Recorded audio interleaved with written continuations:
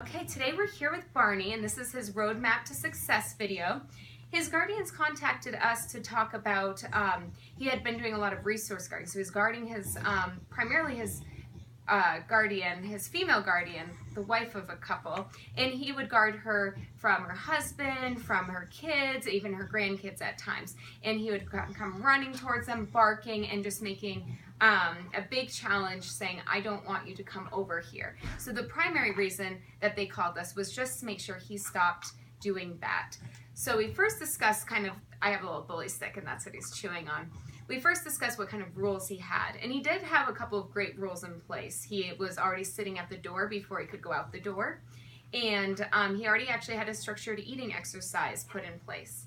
So we want to make sure that to keep those things up, and also no furniture for 30 days, and then only furniture with permission. Just as a reminder, Barney can only get up onto the couch after he does something that the guardians want him to do. So they're going to ask him to sit first. And then after he sits, they can pat the couch and say, up, he can get up. Now if Barney were to jump off the couch because, say, he thought, oh, someone's at the door, I want to go check that out, or for whatever reason, he can't just jump back up on the couch. He has to ask for permission again. Over time, this will turn into really great manners, and Barney will come over and just sit down, already paying forward that he wants to come up on the couch, and then his guardians can say up. The other thing we want to make sure to remember is petting with a purpose. Every time you pet your dog, you're reinforcing how they're behaving. So whatever he's doing and however he's reacting in a situation, when you pet him, you're saying, please keep acting like this all the time. So if he starts barking and being kind of protective over something and you pet him, you're telling him, keep being protective over this. So in that type of a situation, we don't want to pet him, but we do want to pet him for things we do want. So if he sits, this is a good time to pet him. And we can say sit. So petting with a purpose is a great way to keep remembering, only pet him for good behavior.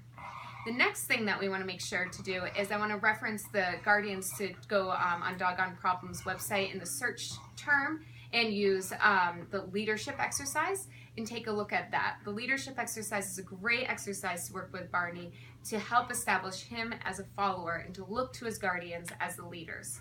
We did go through one round of this, but we didn't take a video of it today, so I want to make sure that they have a good reference for that. What we did practice today and took a video above is counter conditioning. What we want to make sure is that Barney knows that when other people approach his guardian, that that's a positive experience. So we're taking a negative experience and putting it into a positive one.